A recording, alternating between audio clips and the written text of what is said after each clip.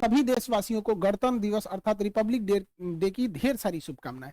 हम ये समझते हैं कि इंडिपेंडेंट डे, संविधान दिवस और रिपब्लिक डे सब में क्या अंतर होता है, इसको थोड़ा बारीकी से समझते हैं। और संविधान को 2 महीने लेट क्यों किया गया, बना के उसे लागू क्यों नहीं किया गया था, 2 महीने बाद क्यों लागू किया गया।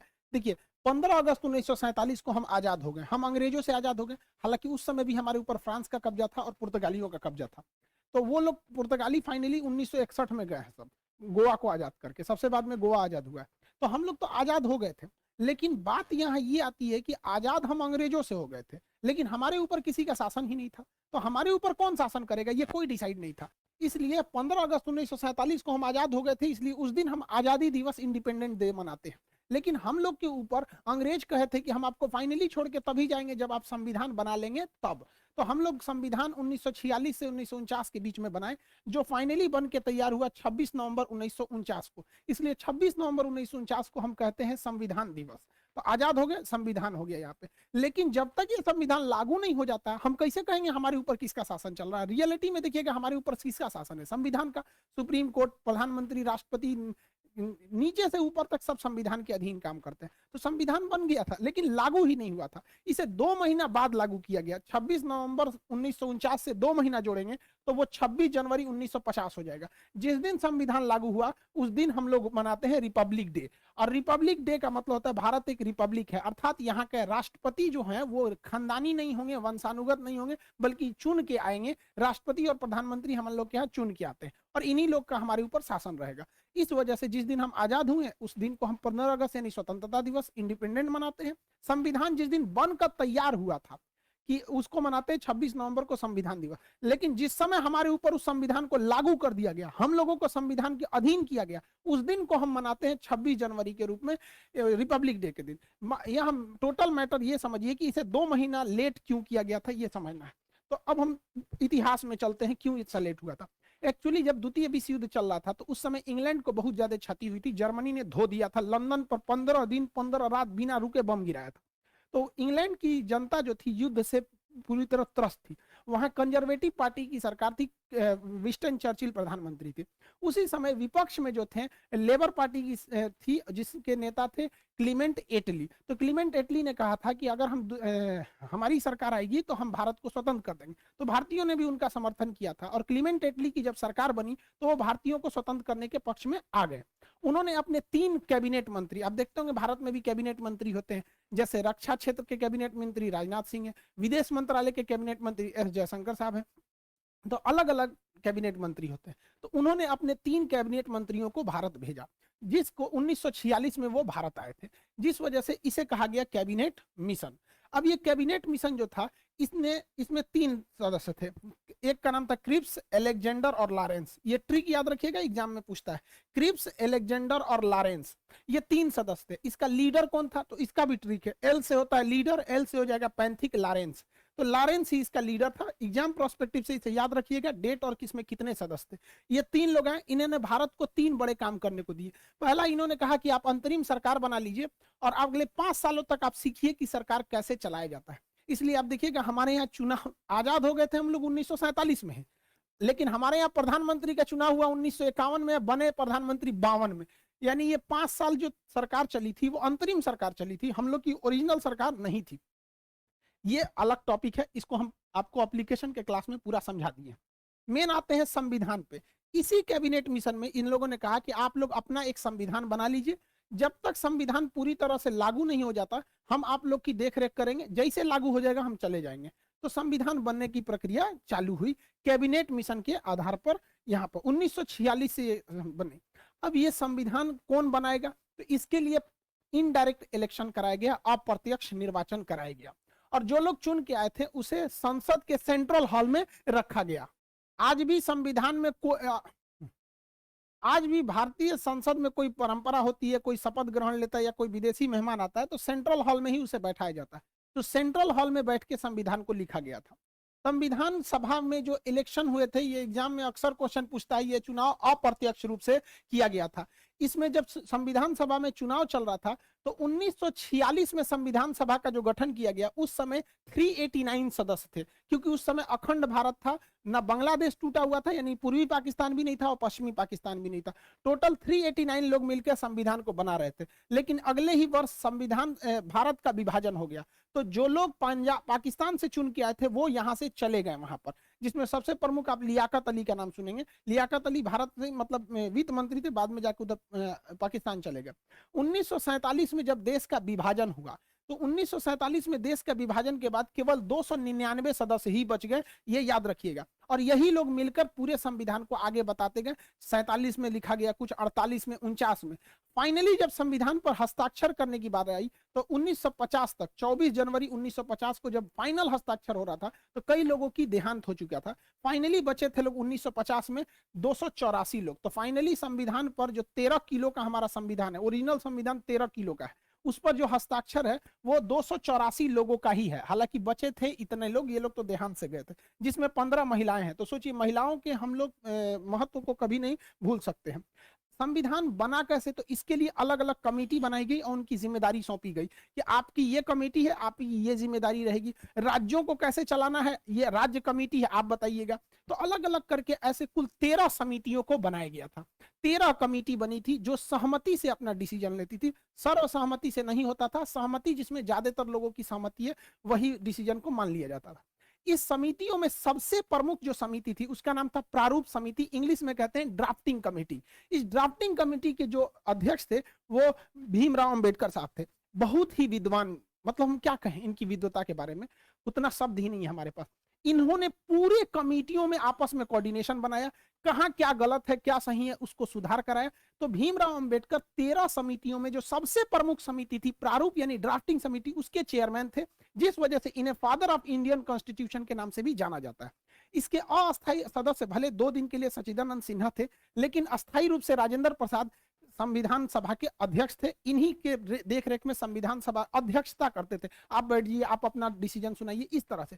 और संविधान सभा के जो सलाहकार थे वो बी.एन. राव थे। बी.एन. राव बहुत ही विद्वान थे। इन्होंने विदेशी संविधानों का अध्ययन करके जहां से भारत में अच्छा लगा उन्हें समावेशित किया। इनकी विद्वता से को आप ऐसे ही अंदाजा लगा सकते हैं कि इन्होंने म्यांमार के संविधान बनने में भी मदद किया था बी.एन. राव ने। इस तरह से संविधान बना। संविधान को बनने में लगभग 3 साल लग गए थे। 1946 से चालू हुआ और 1949 में फाइनली बन के तैयार हुआ था। इसे याद रखने का ट्रिक क्या है, 3 साल में तैयार हुआ था। 1 साल में कितने महीने होते हैं, 12 महीने। तो 1 साल में 12 महीने, आप 3 साल में ना 12 घटा दीजिएगा। जब आप 3 साल में 12 घटाते हैं तो बचता है 2 साल 11 महीने और 18 दिन। तो ये ट्रिक के तौर पे आप याद रखेंगे। 2 साल 11 महीने 18 दिन में टोटल संविधान बनकर रेडी हो गया था। जब संविधान बना था तो उस समय संविधान के कुल चैप्टर यानी भाग की संख्या 22 थी। एबीसीडी जोड़ जाड़ के कभी मूल कर्तव्य डाल दिए, कभी कुछ डाल के वर्तमान में 25 हो गए हैं। जो अनुच्छेद यानी आर्टिकल थे वो 395 ही ओरिजिनली हैं। एबीसीडी उसका जोड़ के 448 हो गया। ये आगे बढ़ते ही जाएगा यहाँ पर, लेकिन संख्या नहीं बढ़ेगी, एबीसीडी ही करके जोड़ा जाता है। जब अनुसूची यानी शेड्यूल थे वो 8 थे, वर्तमान में अनुसूचियों की संख्या टोटल जो हो गई है वो 12 हो गई है। तो इस तरह से संविधान को बनाया गया। इतने मेहनत अपने प्रयास के बाद से फाइनली भारत का संविधान बना, जो दुनिया का सबसे बड़ा लिखित संविधान हो गया। अब इसको बन के तैयार हो गया 26 नवंबर 1949 को। इस दिन हम लोग मना लेते हैं संविधान दिवस। लेकिन इसे लागू किया गया 2 महीने बाद 26 जनवरी 1950 को। इसकी टोटल कहानी समझते हैं, इतना लेट क्यों हुआ, तो इसकी कहानी छुपी है 1929 में। कांग्रेस का हमेशा अधिवेशन होता था, फाइनल जो ईयरली मीटिंग होती थी उसे अधिवेशन कहा जाता था। तो कांग्रेस का इसी तरह से लाहौर अधिवेशन हो रहा था दिसंबर 1929 को, साल का अंत चल रहा था। दिसंबर 1929 को उसकी अध्यक्षता पंडित जवाहरलाल नेहरू कर रहे थे। इन्होंने कहा कि अब हमको अंग्रेजों से झुकने की जरूरत नहीं है, अब हम 1 इंच भी जमीन से समझौता नहीं करेंगे, हमें टोटल इंडिपेंडेंट चाहिए। पूर्ण स्वराज की मांग कर दिया था रावी नदी के तट पर जवाहरलाल नेहरू ने। और उन्होंने कहा कि हर भारतीय अब इनको जगना पड़ेगा, अब हमें अंग्रेज आजाद करेंगे। और उन्होंने कहा कि ये तो दिसंबर महीना चल रहा है, 2 दिन मतलब ये साल खत्म हो गया 1929। उन्होंने कहा कि जो 1930 आ रहा है, तो आगामी 1930 में जो आखिरी संडे रहेगा उस दिन हम लोग अपना तिरंगा झंडा लहरा देंगे, अंग्रेज आजादी दे चाहे ना दे। तो देखिए हम 1930 का ये कैलेंडर खोले हैं, आखिरी संडे 26 जनवरी को पड़ रहा है। तो उन्होंने घोषणा कर दिया था कि ये दिसंबर 1929, दिसंबर तो खत्म हो गया, 1929 खत्म हो गया, यानी 1930 का जो जनवरी महीना आ रहा है उसका आखिरी संडे को हम लोग तिरंगा झंडा लहरा देंगे और अंग्रेजों से कहेंगे भाड़ में जाओ साले कुत्ते तुम लोग, हम लोग आज से स्वाधीन हो गए, हम लोग आज से स्वाधीन हो गए, अपने अधीन है, अंग्रेजों के अधीन नहीं है। हालांकि आजादी नहीं मिला था, लेकिन इसे हम लोग मिनी आजादी कहते हैं, मिनी इंडिपेंडेंट बोला जाता है। 26 जनवरी को हम लोग 1930 में झंडा ठोक दिए और उस दिन से हम लोग मनाने लगे स्वाधीनता दिवस। और जवाहरलाल नेहरू ने कहा था हर वर्ष इसे मनाया जाएगा और अंग्रेजों को मिर्चा लगाया जाएगा, जितने जलेंगे उतने जलाया जाएगा। तो हर साल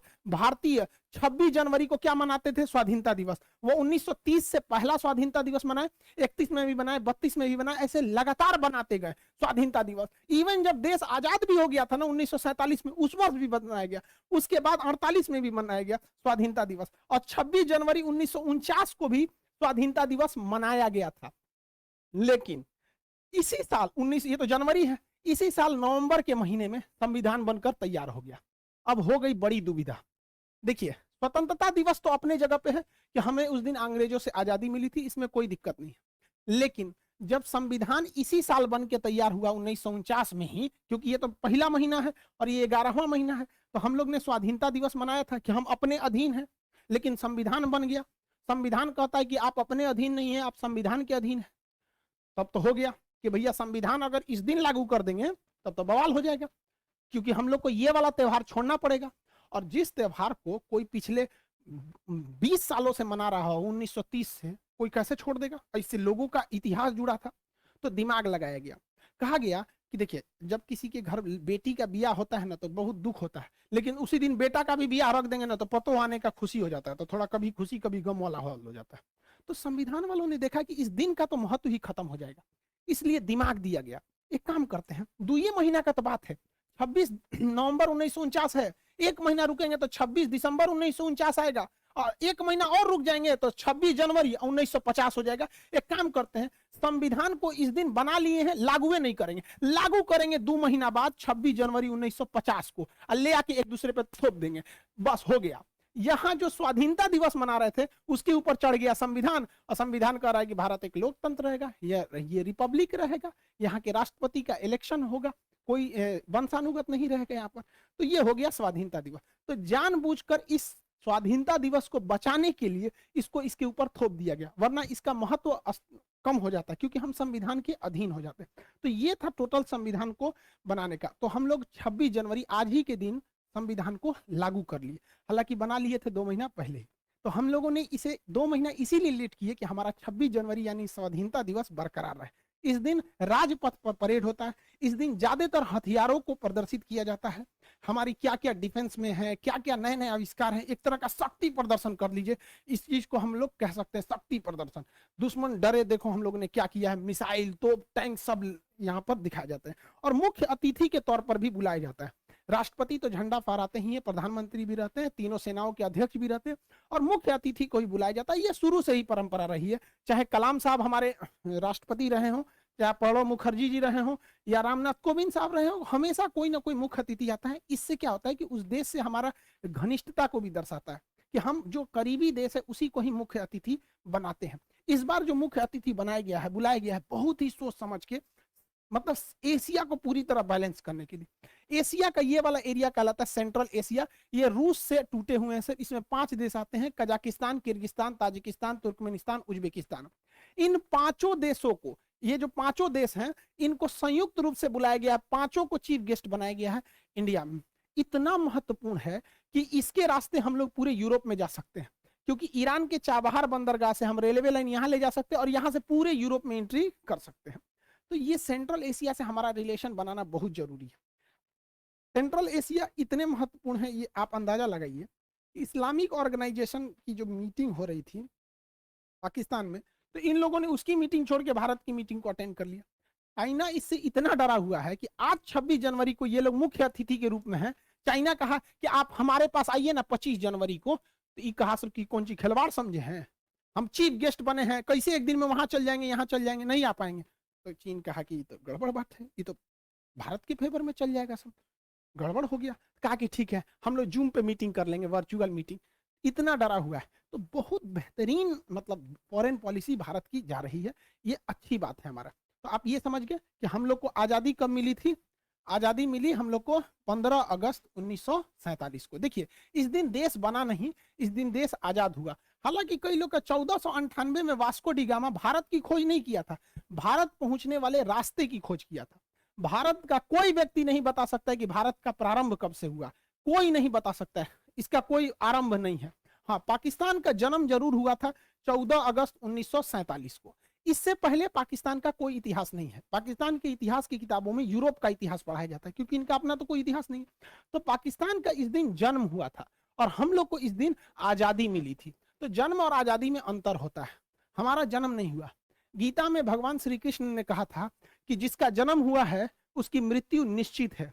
देखिए, हम और आप गलत हो सकते हैं, गीता की बात तो गलत नहीं होगी। चुट्टे का जन्म हुआ है, इसकी मृत्यु निश्चित है, वापस आएगा ये भारत में यहाँ पर, और हम अखंड भारत हो जाएंगे। ये हम लोग की भी कामना है। लेकिन एक और बात संदेश की, देखिए 26 जनवरी के दिन किसी भी तरह का प्रोटेस्ट स्वीकार्य नहीं है। आरा के लड़के, जहानाबाद के लड़के, आप जो प्रोटेस्ट कर रहे हैं 26 जनवरी को, इसको आप लोग को नहीं करना है। जयपुर के भी लोगों से हमारी बात हुई, उन लोग को भी हम समझा रहे हैं भाई 26 जनवरी आज राष्ट्र को समर्पित होना चाहिए, आज कहीं भी प्रोटेस्ट नहीं होना चाहिए। और ये प्रोटेस्ट पूरी तरह से लीडरलेस है। आप पटना के डीएम साहब का भी स्टेटमेंट सुनिए, ये स्टूडेंट से मिलने गए थे वहां।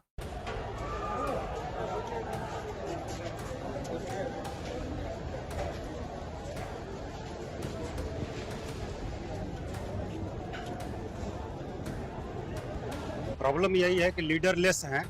2-4-10 लोग वार्ता के लिए तैयार हो रहे हैं तो बाकी नहीं हो रहे हैं। तो अभी रेलवे से भी हम लोग बुला रहे हैं पदाधिकारियों को, इनकी समस्याओं को सुन लें और जो समाधान हो सकता है उसका समाधान करें। पूरी तरह से रेलवे का मामला है। देखिए, 26 जनवरी राष्ट्र का होना चाहिए, राष्ट्र को समर्पित हो। हम सब भारत की उज्जवल भविष्य की कामना करते हैं। स्टूडेंट्स और लोगों से ही मिलकर देश बनता है। देश को आगे ले जाना सबका काम है। कहीं पे भी हिंसा बर्दाश्त नहीं है। सरकारी संपत्ति को जलाना, तोड़फोड़ करना, ये कहीं से भी एक्सेप्ट नहीं है। पुलिस द्वारा भी घर में घुस कर मारना, स्टूडेंट को लॉज में से घींच के मारना, ये भी गलत है। दोनों ओर से संयम बरते। रेलवे ने भी इस पर अपनी कमेटी बैठा दी है 5 लोगों की, जो इस पे सुनवाई करेगा। अब इस कमेटी में क्या रिपोर्ट आएगी, इसके ये अभी कोई पहले प्रिडिक्ट नहीं कर सकता है।